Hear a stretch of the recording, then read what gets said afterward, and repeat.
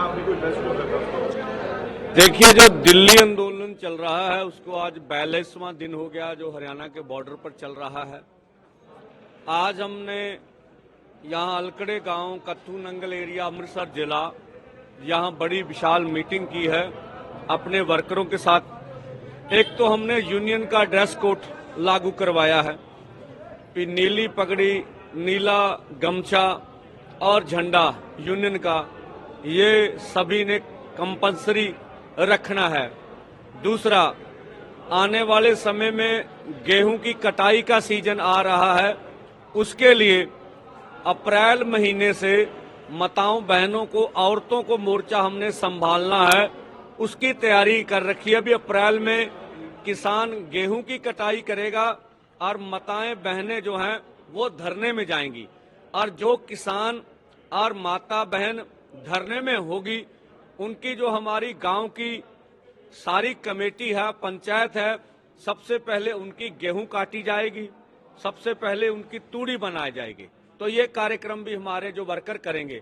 और जो हमारा यूनियन का 6 महीने का हिसाब किताब है उसका लेखा जोखा किया गया और बोला कि ये लेखा जोखा करके गुरुद्वारों में हिसाब दीजिए सब जनता को, और आगे आने वाले समय में फिर फंड इकट्ठा करना, उसकी तैयारी भी करवाई गई है। तो ये आज का जो हम लोगों ने मीटिंग में सब निर्णय लिया। और जो 30 को जथा शंभू बॉर्डर की ओर जाना है उसका भी हमने तैयारी करी। ये अमृतसर स्टेशन से लगभग 11 बजे जथा पहुंचेगा और शंभू बॉर्डर की ओर रवाना होगा, जो हमने आज इस मीटिंग में निर्णय किया है। सर, जैसे आपने बताया कि 25 फसलों को अगर एमएसपी दी जाती है तो पानी का लेवल की आपको बात दी, उज्जवल भविष्य के बारे में। हाँ, देखिए, पंजाब में धान जो लगाया गया उचित नहीं था, क्योंकि हमारी धान की बिजाई के रुपाई के लिए 1200 mm सालाना वर्षा होनी जरूरी है। पंजाब में 700 mm होती थी एक साल में, तो 500 mm की जरूरत पड़ी जो हमने जमीन से निकाला। तो आज पानी का लेवल बहुत नीचा हो गया। अब तो मुझे लगता है 550-600 mm सालाना हो रही, कम हो रही वर्षा।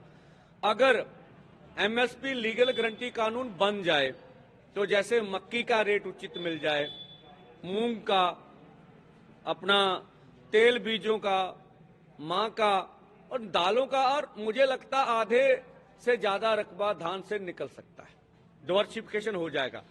और लगभग 500 mm 600 mm तो बरसात हो रही है, तो जितना पानी हम अधिक निकाल रहे हैं वो उसकी जरूरत कम हो जाएगी। अब नहरों के ऊपर भी ध्यान दिया जाएगा, नहर का पानी यूटिलाइज किया जाएगा, तो पंजाब का आने वाले समय में भविष्य उज्जवला होगा, हम पानी भी बचा सकेंगे। तो इसलिए इस आंदोलन में जो हमने मांगे रखी हैं वो पूरी खेती के संकट को हल करने वाली है। पंजाब हरियाणा में ग्राउंड वाटर बहुत नीचे चल गया, उसका मसला भी हल करेंगे।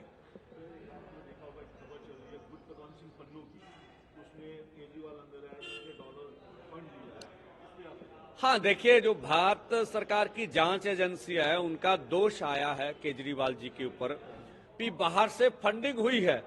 अब इसके बारे में अभी कोई टिप्पणी करना उचित नहीं है, ये जांच का विषय है। जब सारा मसला सामने आएगा तो उसके बारे में विचार करके बोलेंगे, अभी तो जांच का विषय है। हाँ, देखिए, चाइना की सरकार ने फिर अरुणाचल के ऊपर अपना दावा ठोका है।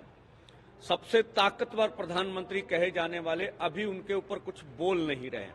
तो मुझे लगता प्रधानमंत्री का बयान चाइना के ऊपर, जो वो अरुणाचल प्रदेश के ऊपर अपना दावा ठोक रहे हैं पिछले लंबे समय से, उनके ऊपर उनका कोई ना कोई बयान तो आना चाहिए। दूसरा, प्रधानमंत्री जी भूटान में गए हैं, अब वो बोल रहे हैं भी हम लोग 10,000 करोड़ का कर्ज देंगे भूटान को। देखिए, अब हमें तो कोड ऑफ कंडक्ट कोई नजर नहीं आ रहा, ये ऐलान हुआ।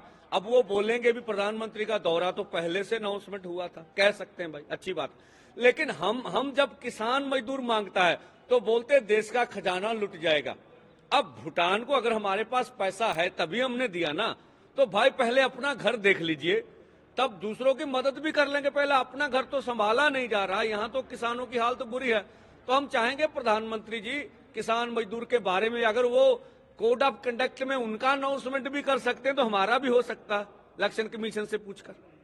आगे की रणनीति क्या, आगे का प्लान क्या है? देखिए, एक तो अब पूरे देश भर में शहीद शुभकर्ण जी की याद में उनके शहीदी समागम बड़ी महापंचायतें होंगी। जैसे 31 को हम लोग मोड़ा मंडी अम्बाला में कर रहे हैं, तो पूरे अब भारत में भी आने वाले समय में हम ऐलान कर देंगे। एक जरूरी आपको सूचना दे दें, जो राजस्थान में हमने पंचायत करनी थी वो किसी कारण वजह से उसको पोस्टपोन कर दिया।